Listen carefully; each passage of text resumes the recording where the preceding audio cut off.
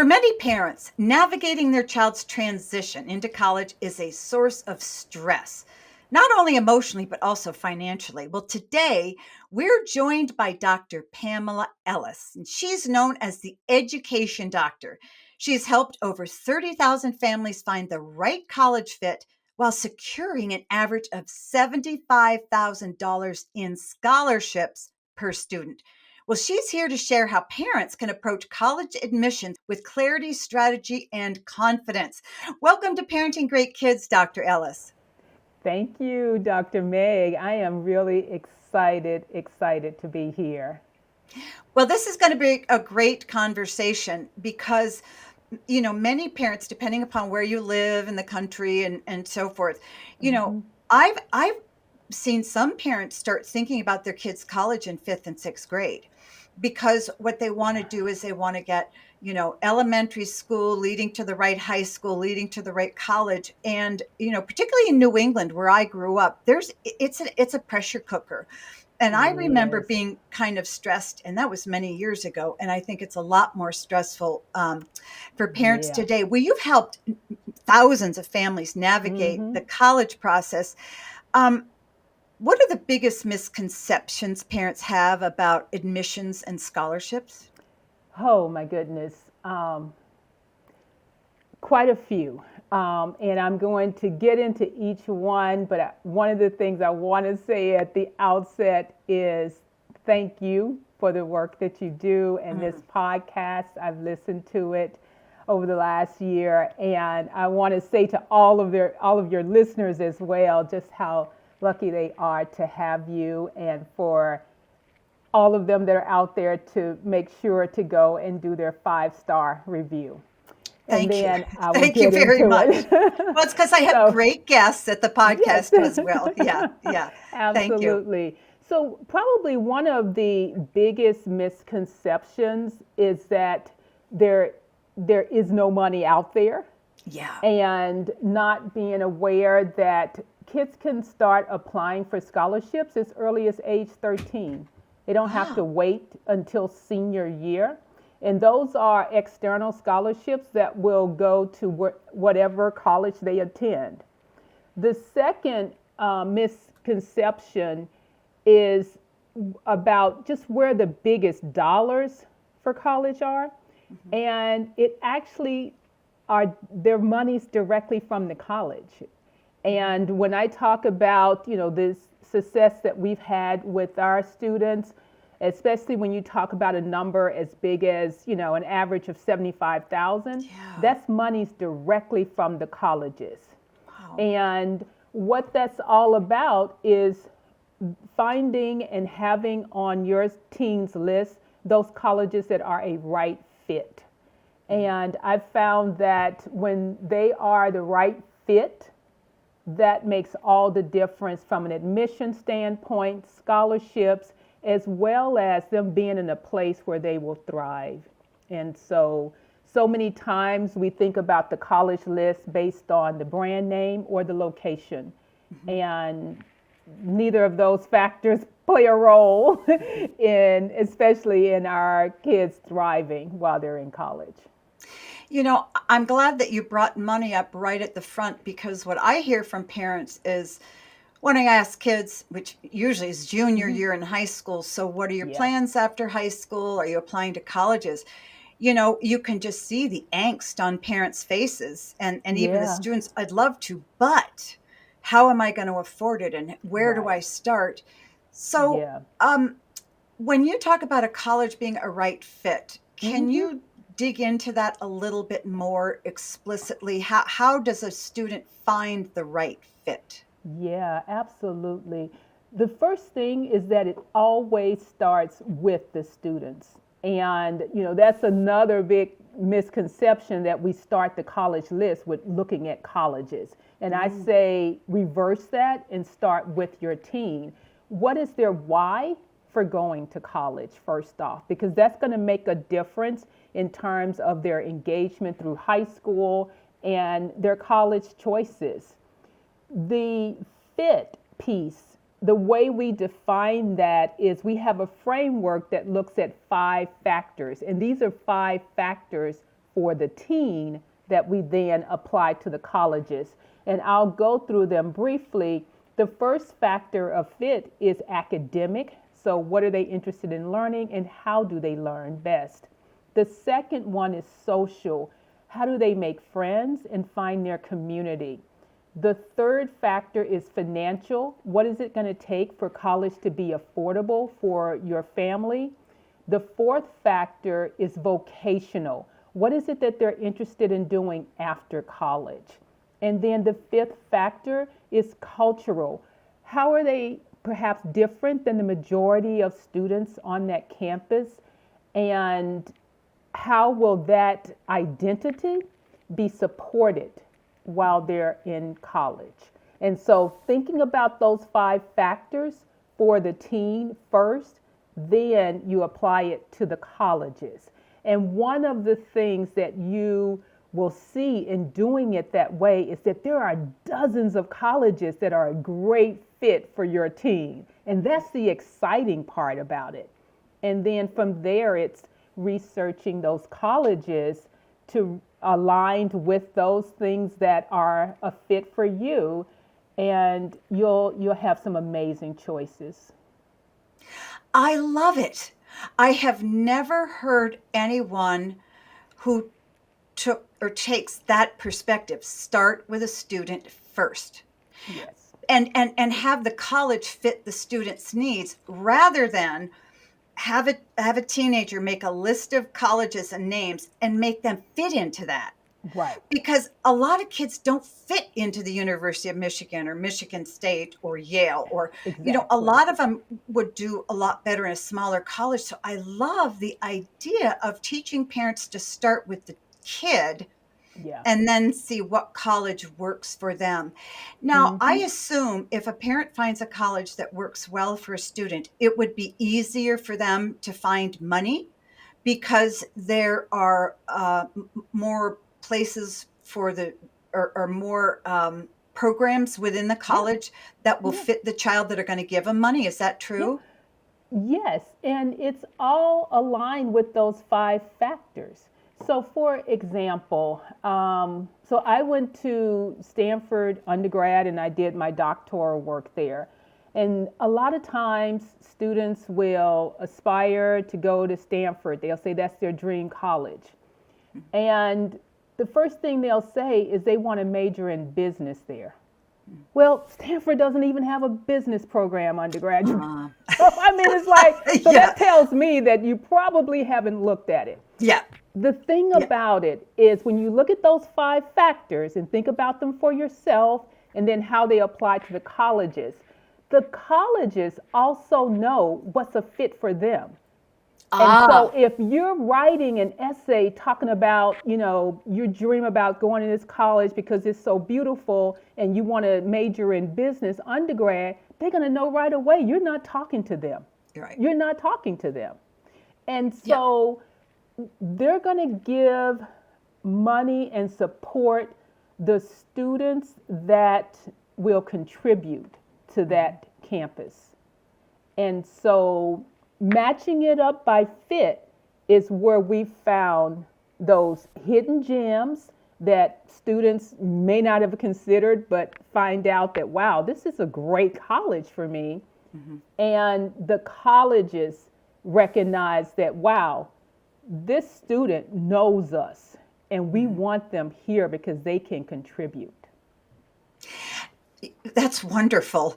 Now, I'm sure you've seen a lot of kids go off to small colleges that maybe nobody's ever heard of. Yeah, Many parents and kids believe if I don't go to these big name schools, it's over. I'm not going to succeed in life. Now, I'm just hearing yeah, kids talk. And growing up in New England, I yeah, kind of felt that pressure. You had to go to one of these top 10 schools or else. yeah. Is that true?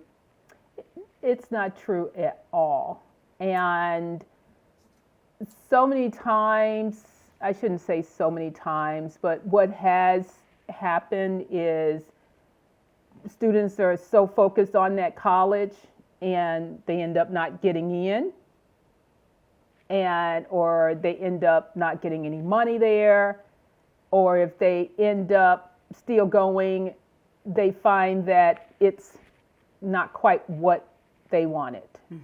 And those colleges still have some students that may not be retained, and or they end up, coming back later after stopping out. And so it's not always a guarantee. And there are, again, so many great colleges out there. And it's not always that brand name that you thought was so great because it was a beautiful campus, or because you kept hearing about it, or because your mom or dad went there. Yeah. It's about you and what's a great fit for you and your success and where you can thrive. That's the key thing, is you want to thrive when you're in college. Because if you're not thriving, you can't study well, you can't participate in a lot of things. Right. How much does parents' expectations play in the college application process for their kids? It plays a big part in a lot of kids' process, unfortunately. And in our work, what we're doing is we're partnering with parents. And I feel like one of the key things that I'm partnering with parents on is coaching them on how to let go. So many times parents are used to being in charge in their professional life and used to telling their kid what to do. Bossy. Yes. We're just bossy. We are.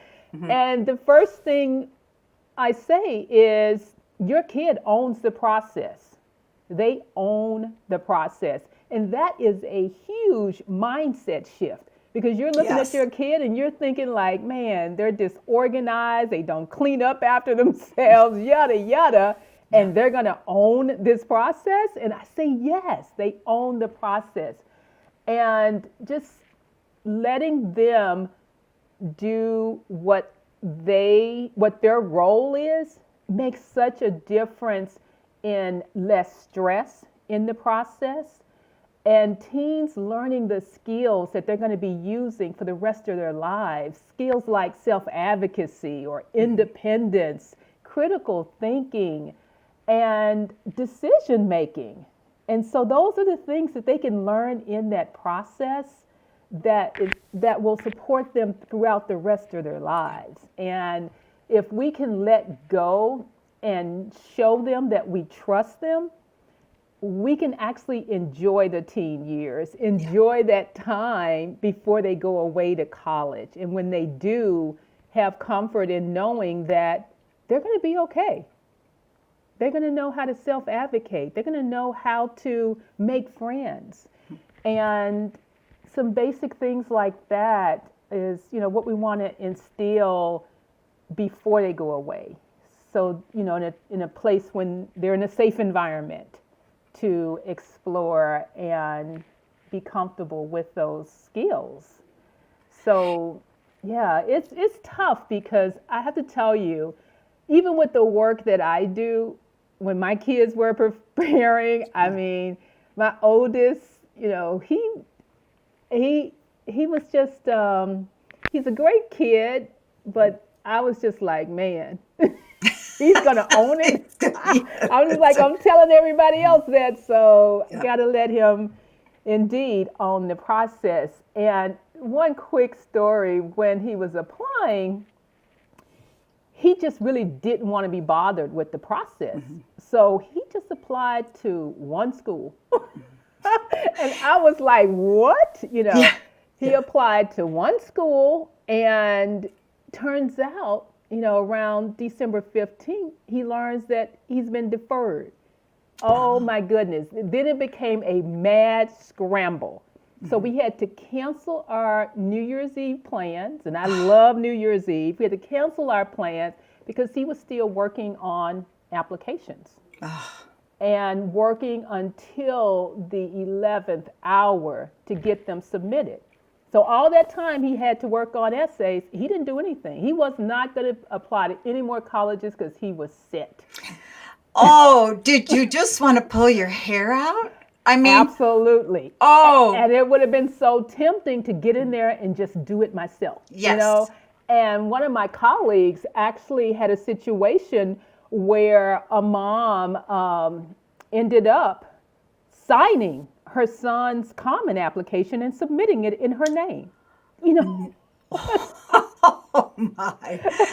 Oh my. But I could see parents doing that yeah, because what I see yeah, parents are so anxious about this whole yes, process, yeah, and they're dealing with a kid who's still a kid, at exactly. 17, 18, you're not 25. And Yes. I will say too, in my experience, we have three daughters and our youngest is a son. And I've seen Uh-huh. this with a lot of boys in my Uh-huh. practice. Boys aren't, they're a little slow in the motivation area, and Yes. sometimes it doesn't come until they're 19 or 20. And Right. this was true with our son. Our girls were self-starters, no big deal. If Mm-hmm. anything, I had to kind of rein him in. But my son, I just felt like I kept trying to light fires under him. I remember offering to pay him to, to study harder senior year. Well, anyway, he went off Oh, to college, and about sophomore year in college, he uh-huh. decided he didn't like the college he was in. He was going to switch. Yeah. He made a mistake. And I'll never forget the day he called me. It was about junior year in college. Uh-huh. And he said, Mom, I'm ready. And I said, You ready for what? And he said, I'm ready to study. And from then on, he flew. But what I wanted to hear is, I'm ready, when he was 18. Exactly. But he didn't come. Exactly. And Yeah. I was pulling my hair out.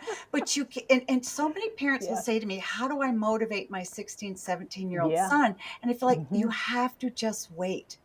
Right. And your story is a beautiful example of that, but Mm-hmm. how hard that is for It parents. is. So It during this is. whole process, it sounds like you have to keep kids calm and you have to keep parents calm, because Right. you've got some kids who are overperformers, and then Mm-hmm. you've got parents who are pushing their kids. Yeah. So that must be a difficult process for you. It really is. And if you hadn't noticed, you can tell by the gray hair. Yeah. Yeah, it really is because I, one of the things that you probably know so well as many of us do is that kids hear things differently from their parents than they do from a third party. Yeah. And so, in my role, in my team's role as coaches and mentors to the students that we work with, we can be working with them and they're fine. Yeah. And we're trying to build their confidence and supporting them, giving them the tools that they need. And parents are stressed out, maybe like in a recent conversation I had with the family about their junior's college list, the kid had not talked to his parents about the list, the college Oh, list. And so in this family meeting, it was, sharing with them like he's been doing some great research. He really knows these colleges. And here are the colleges that, he's researched, that he's decided will be on his list. And here are the colleges that he researched and he decided no, he didn't want them on his list. And so we went through that, and I think they were surprised because, again, they see him a little bit differently at home than we do in our meetings with him. And he actually does the research when we're working on essays. He's reading aloud, wow. but he's Yeah. probably not doing that at home with his No, parents, no, exactly. So it's Yeah. a different experience. And so it's also making sure that the parents do not take over. Yeah. And even with something as simple as the campus visits, we want, we'll coach the student and we'll do it with them in our meetings because they're working meetings. We want the students to RSVP for the visit. Because when they Mm, RSVP for the visit, in some cases that becomes their login for their application. So we don't want okay. parents having to RSVP for campus visits. And Right. so And sometimes parents will get in there, they start planning the visits out and mapping them out, and it's just like, let your kid do that. And in fact, we're going Ooh, to have a meeting next week, and we'll yeah, go through that. And I actually yeah. send the kids a paper map to see where the colleges are. So when we're Oh, starting to talk about campus visits, it's like, oh, we're going to be driving in that area, and there's this college nearby. And it's like, let's look at, I want you to research it, to see if that's a fit. And then maybe it does make sense to also visit that college. And so we're talking about it in a pretty intentional way to help them with decision making skills and logistics, all of those kinds of things. And sometimes parents, may get worried and take that away from them.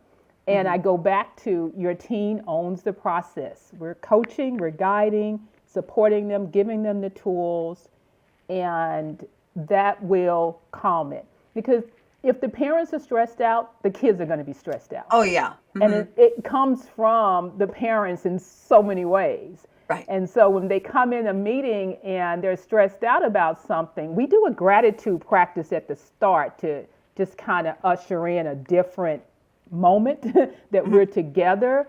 And when they're stressed out about something, it's usually because their parents are stressing them about it. Yeah, Like, let me see your essays. It's like, right. no, I just say, let them offer to let you read the essay. You must push a lot of buttons in parents I because do. even even saying something like that, let your kids decide when they're going to show you their essay. Again, Yeah. that's right. So, talk to us about your gratitude exercise, Oh, please. my. You know, Dr. Meg, during COVID, I actually did a mindfulness certification. And Mhm. I had actually started it prior to COVID because I saw so much stress in students and a lot of anxiety, and wanted to think about a way that I could support them through that. And during COVID, everything was exacerbated. And I mean, I just started setting up more regular check ins with students just to Mhm. give them a routine and introduce these gratitude practices. And it's really having them calm themselves for a moment and think about the last week and tell me three things that you're grateful for. Ah, And just in thinking about that, students, will share some things that, like, wow, I didn't even know that. mhm. And it helps them because gratitude has been shown to reduce stress and build resilience. Mhm. And those are the two things you need most in the Mhm. college admissions process. And they do it, and I felt so, gosh, so warmed and honored. One of my students reached out to me over the holidays, and she's a second year student at University of Southern California. And we were talking. She wanted to catch up and see how I was doing. And she said, Dr. Pamela, you know something that's really helped me the most? And I was like, what is that? And she said, it was the gratitude practice. Wow. That's the thing that I've relied on the most since I've been in college. Mhm. And I was like, wow.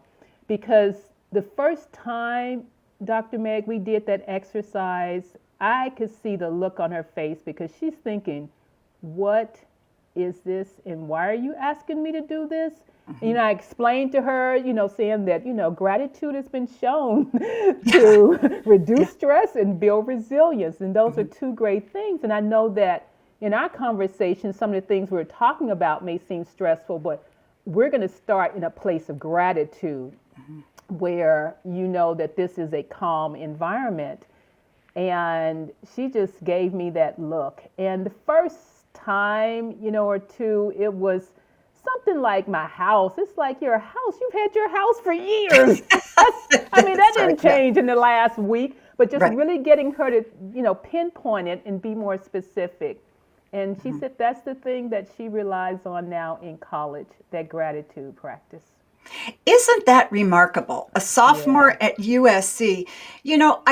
I love that because I think that maybe particularly since COVID or, political environment or whatever, Hmm. there's so much negativity, and Yeah. parents and kids alike looking at what's going wrong in their lives around them Hmm. and how to fix it, and Yeah.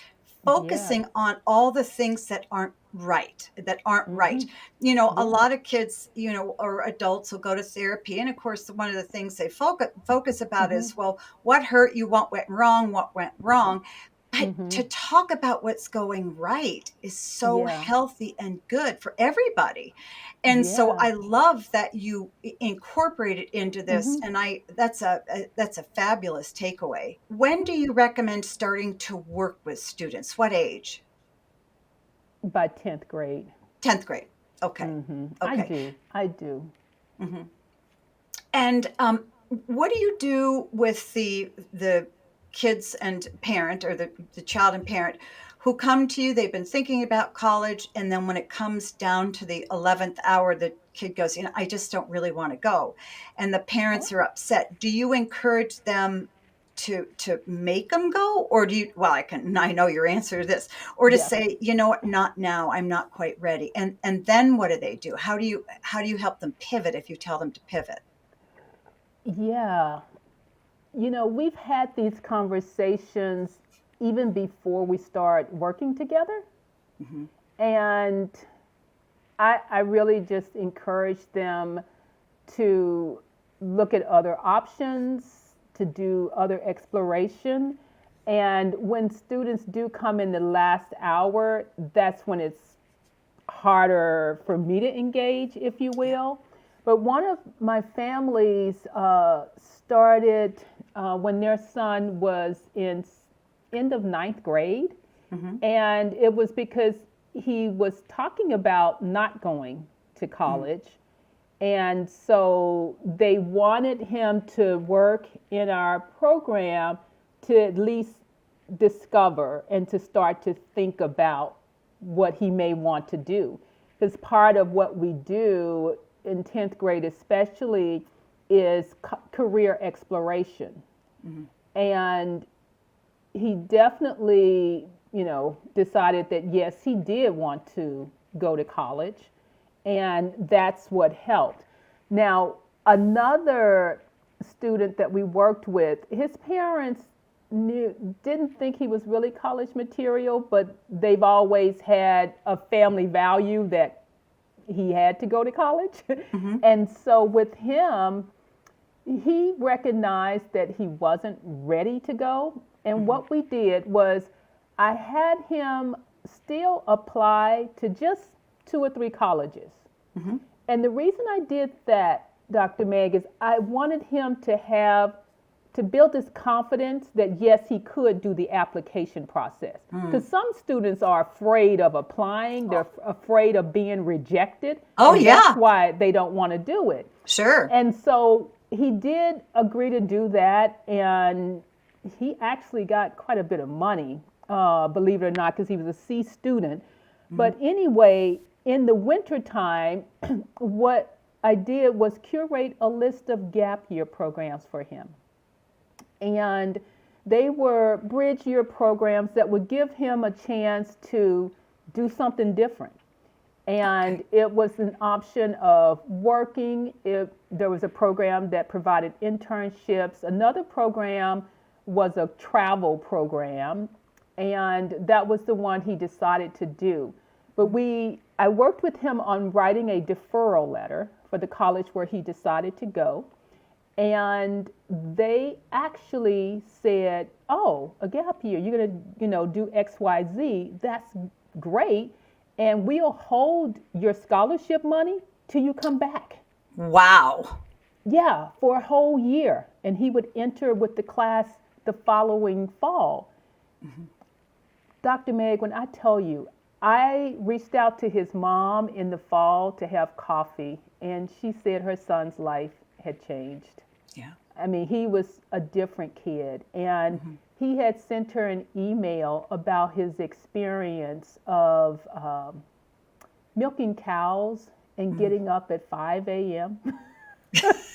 Yeah, yeah, And she's yeah, just like, this kid? yeah, Yeah. yeah. But just the maturity, the development, the time to build those skills of independence, learn how to connect with others, get outside of his bubble of a community. I mean, all Mhm. of those things that you want for your child, he was able to experience through that gap year program and to be ready for Mhm. college as You know what? opposed to being forced to go right away. I think that story sort of highlights the issue that I see a lot, and that is Hmm. that kids feel very intimidated with the process. They Not only do. intimidated with the process, but scared to death that they're Yeah. going to apply to these colleges and everybody will reject them. And then Yeah. they will feel stupid. And then they will feel, well, what do I do now? All of my Right. friends are going off to college. Of course, in their minds, they exaggerate, but Yeah. and now who am I and what can I do? And Right. what I'm hearing from that story is that you had him go through the process and then he decided a gap year and then the school came along and said, you are so valuable to us, we want you so much, we will wait for you. And the Hmm. lesson in that for a young kid is enormous.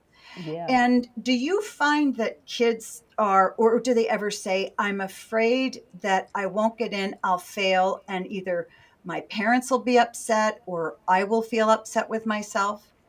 They always do. And that's one of the questions we ask in our intake process in our interview. We do one with the student and then a separate one with the parents. Hmm. And we ask students, what are your concerns or worries about the college admissions process? Hmm. And that is the number one. I won't get accepted.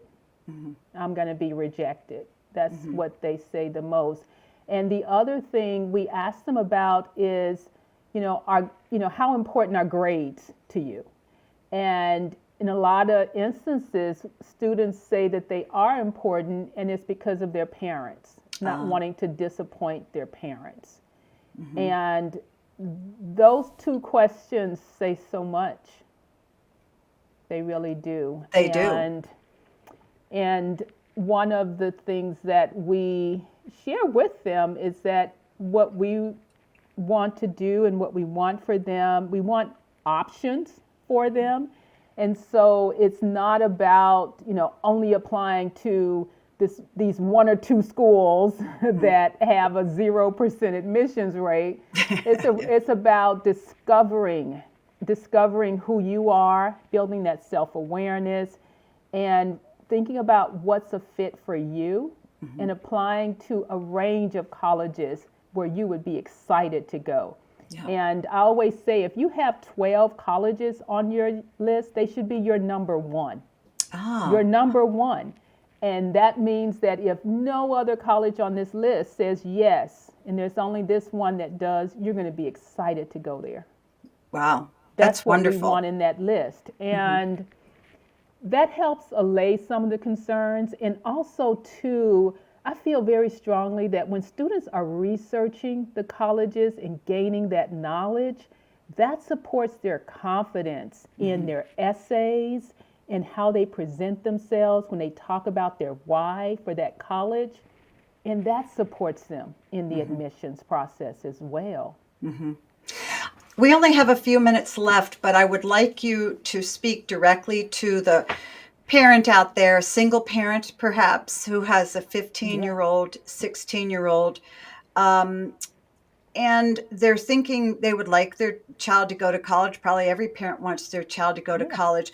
Can you give that parent three things, first steps they should take, or pearls of wisdom about this whole thing? Because I'm sure if they haven't started the process yet, they're feeling anxious about it.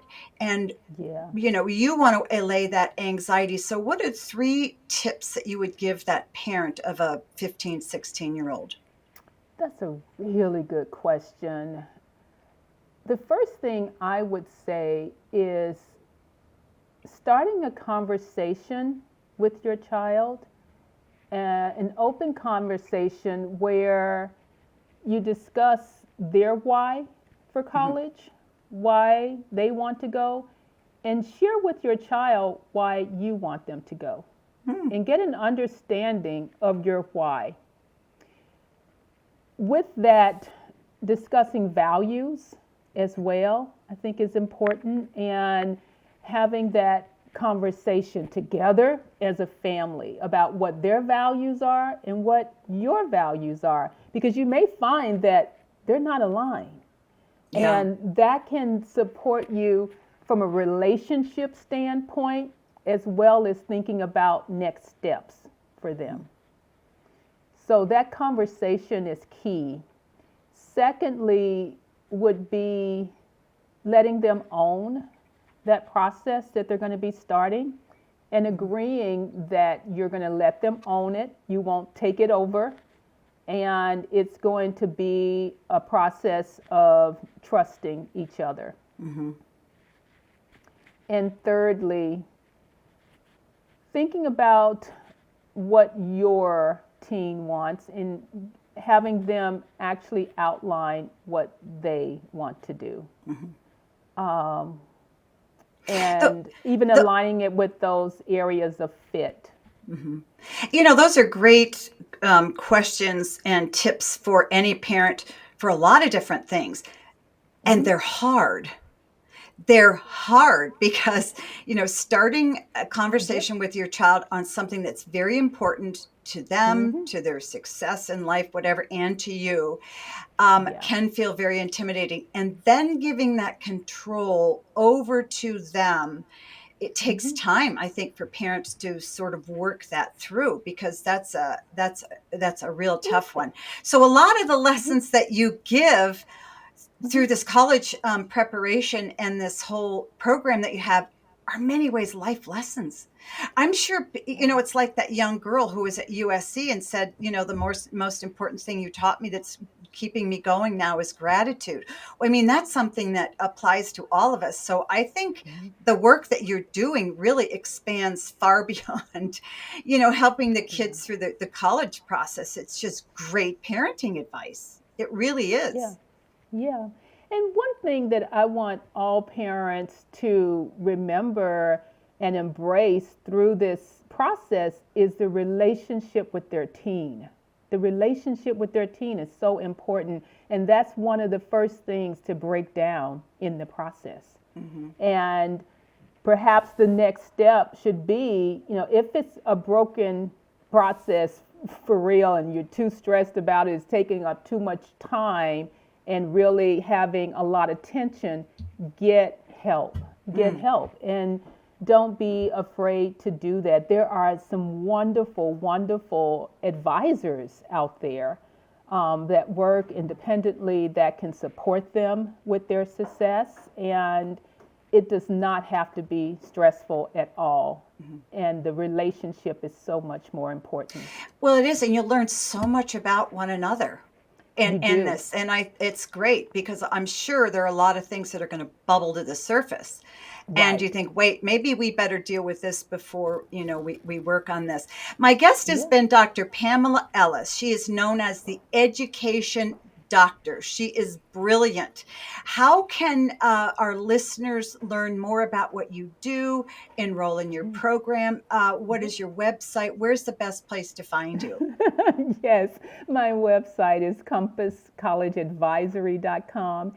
And one of the best ways to connect with me is on LinkedIn. It's Dr. Pamela Ellis, DrPamelaEllis. And I'd be happy to send to them our college confidence blueprint, which is the roadmap for each year of high school to college, and also a communication guide, which can help break down some of the tension and discomfort that comes with having that college conversation, and one that can support their relationship through this process. And all they have to do is message me with Blueprint 25, and I'll send it over to them. Awesome. Thank you so much. This has been so much fun. I've learned a lot. Now I know what to do with my grandkids. I can see the mistakes I made with my own kids, but somehow it worked okay. They figured it all out. And Yes. so we go around too. Well, thank you so much. This has been great. Thank you, Dr. Meg. Many professionals invest in an executive coach for personal development and a trainer for physical fitness. Now, you can hire me, a best-selling author and expert coach, to help you raise great kids. I have over 35 years practicing pediatrics and an extensive experience decoding what your kids need and think about you. I've helped countless parents just like you. You can talk directly with me through private or group coaching. I'll listen and provide a customized plan to help you be the best dad you can be. Sign up now through the link in the episode notes. Your kids are counting on you. Let's make your family's future brighter together.